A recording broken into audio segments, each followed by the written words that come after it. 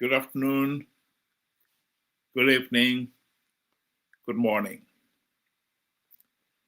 Zanu PF is pushing ED2030 Agenda with renewed vigor and determination. Here is the business tycoon Kudakwashe Tagwirei promoting ED2030.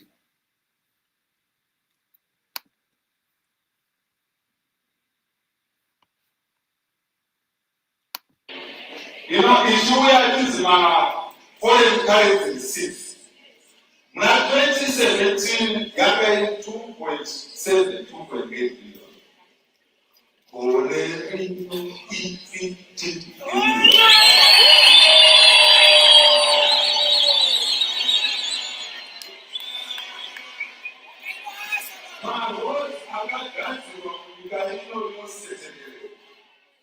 Vakatanga vakagadzira marhodzi ekumamisha netown.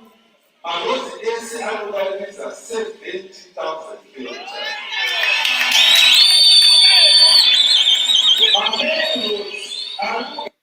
Kuzoona Harare Bay semamarhodzi akadaro, tikumaona hapana marhodzi akatogadzirwa musecond dispensation.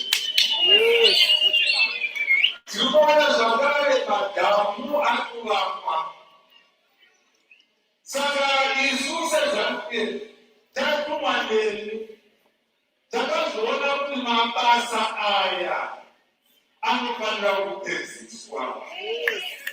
Anofanira kupedziswa nemunhu akamatanga. Saka ndaita resolution number 1 inoti 2030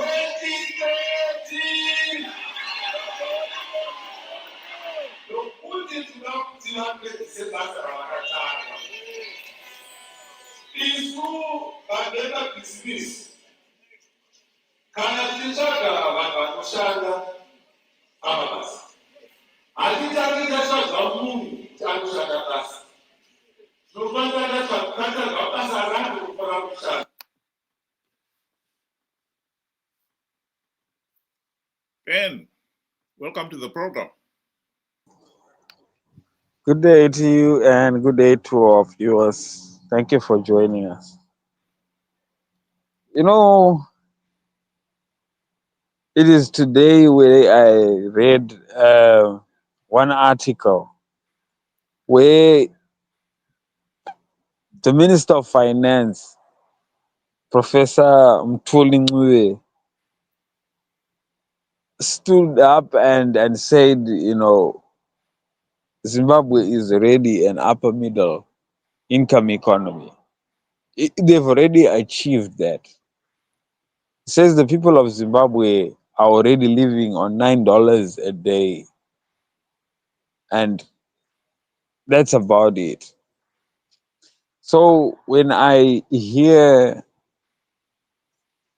Tagwireyi stand up and talk all this nonsense, say because we have built a Trababulas and a few roads, this is the best job that we can, you know, they benchmark from the very, very lowest point. They don't want to benchmark from where Zimbabwe was when they got it at independence. They want to benchmark how they destroyed it themselves. Zimbabwe at independence was likened, you know, to be the next Singapore or the next South Korea. We had money, you know, that was equivalent or more than the US dollar. Now that's where the benchmark should be starting from. Not to say let's start benchmarking from, you know, the bearer check, you know, from from the disaster they created. It's pathetic at the end of the day. Very, very pathetic, delusional, if I may say. Well, for the record, as much as the IMF has said Zimbabwe has achieved a 6% growth rate, this is not a great achievement, given that when Zimbabwe had the GNU in 2009, the economy registered a 12% growth rate, up from minus 6% the previous year. So in total, we had 18% growth rate. Growth rate depends where you're starting from. That is the most important message to be sent out there. So to say Mnangagwa has achieved a lot because he has managed to get 6% growth rate is meaningless. Where did we start from? And more significantly, who says that 6% is the best we can do? And in this particular instance, with this ED 2030, it should be, people should understand what the regime is saying is Mnangagwa should be allowed to serve beyond what the Constitution allows him to, 2028, on the grounds that he's achieving a lot. That is an idiotic lie. The Constitution, the term limits, were never written with a condition that said, well, the incumbent will be allowed to stay on an additional few years if they're achieving well. It was never written with that in mind.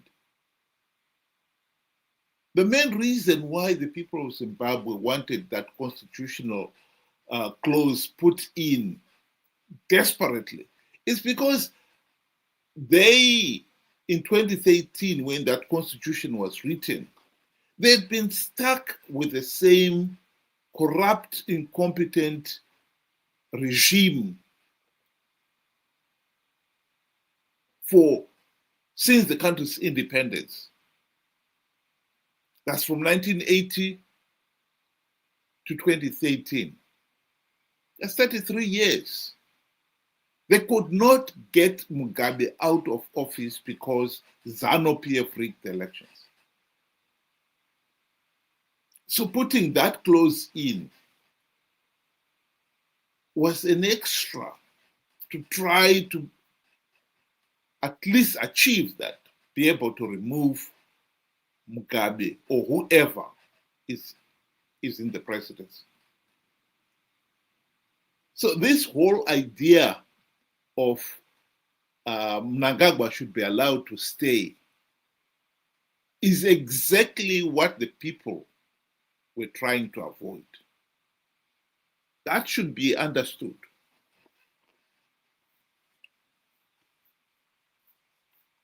We should not forget the fact that Zanu PF has never had a succession plan from the very beginning. Whoever is in the top position seems to control even them themselves.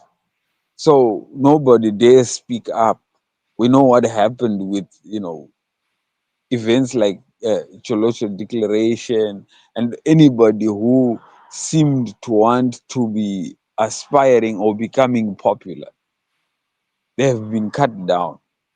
So this is yet another excuse of how ZANU operates. But I would want to emphasize to say, this really doesn't matter. It's a Zanu PF thing. It's not going to change anything. The real agenda here is that we have elections that are not free, fair, and credible, and we have been told to fix that. And that should be our concentration. You know, leave all these side shows aside because that's what they are, side shows.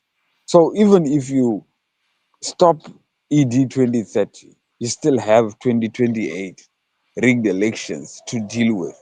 And Zanu PF will welcome those 2028 elections because they're just going to rig them. So, whichever way, 2030 is really not important.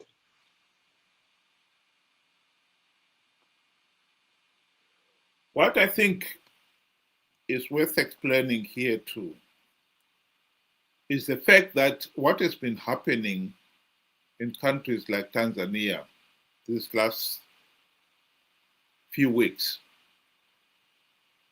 has brought home to Zanu PF that rigging elections is going to be tough. It's even tougher now. But getting away with it is going to be even tougher,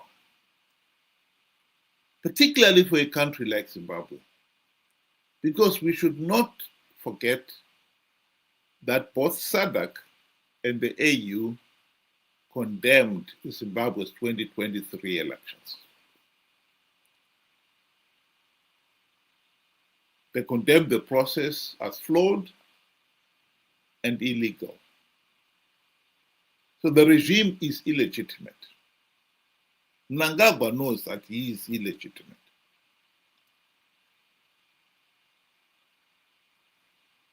The pressure has been on him to implement the democratic reforms to make sure that elections in future are free, fair, and credible.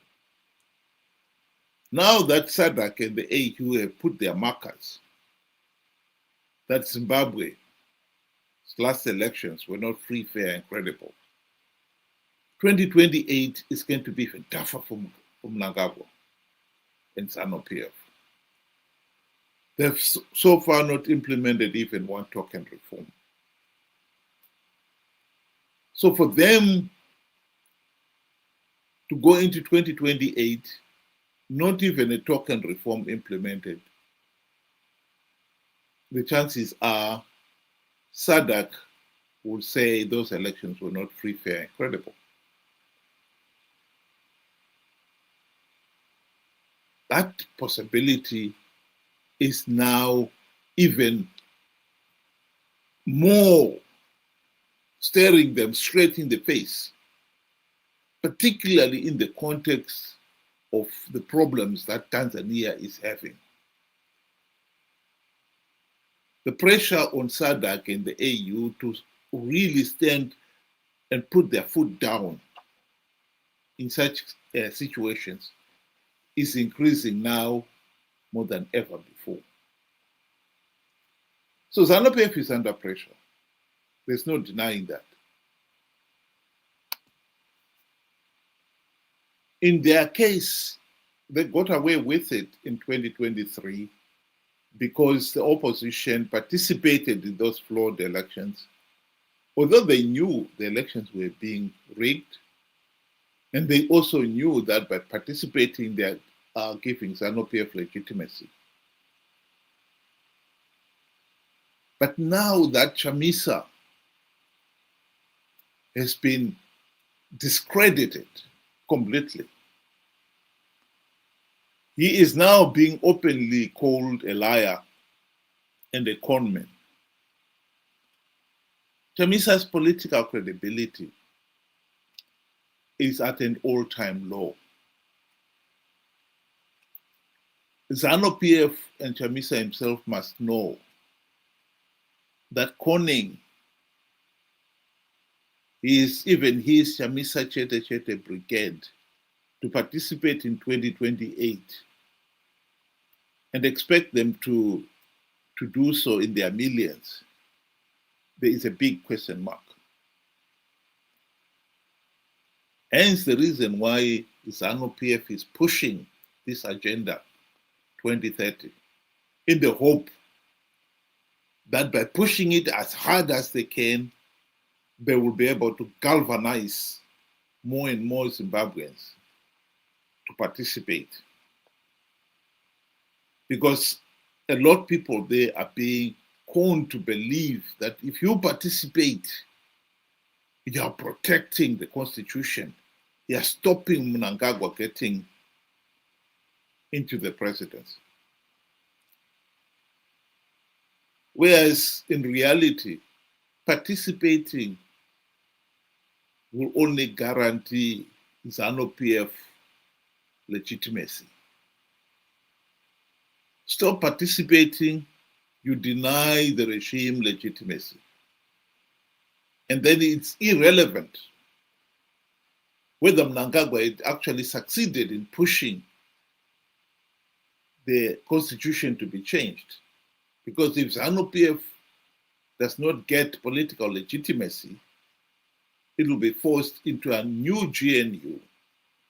And the new GNU is not going to accept a dictator like Mnangagwa to preside over it. Even if they did, you will not have the dictatorial powers that he has now. That is why Zanu PF is going to push ED 2030. It's a do or die situation for them. They would want to push it so that as long as ED 2030 is on the national agenda, the issue of free, fair, and credible elections is pushed off. And if we go into 2028 elections with ED 2030 on the national agenda, Zanu PF is hoping it can rig the elections and get away with it. That is the scenario that people must understand. Ben, do you want to give your closing remarks? In closing, I would want to say, we are kind of between a rock and a hard place. Because when you look at the events, and you look at our so-called opposition or opposition sympathizers, everybody is playing this whole 2030, agenda.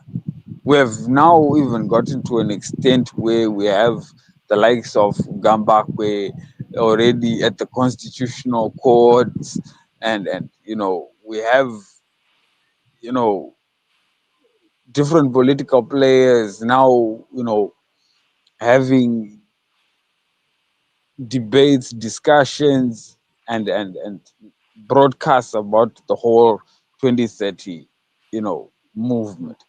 My question now is, do they not see what this whole thing is all about? That even if you win the 2030 saga, it's a false win. It was a false start. You know, you you're giving yourself to say we have defeated the Zanu PF. Now let us go and defeat them again in the 2028 elections. Exactly playing what Zanu PF wants. The real thing here is, like you said, Zanu PF really wants us to participate, to stop events like what happened in Tanzania happening in Zimbabwe, where you find the Tanzanian, citizens refuse to participate in a sham of an election. And right now, the whole world is watching, and the whole world is making comments, and the world is making a move. They don't want that. So they'd rather have you feel as if you have triumphed over them, only for them to put you right in the teeth. It's worrying that, with all the learned people that are in the so-called opposition, none of them seem to be getting it. You know, is it deliberate, or it is just sheer naivety? You know, it's baffling. It's really baffling now. We are really in a tight spot, and it seems as if we are fighting a losing battle anyway.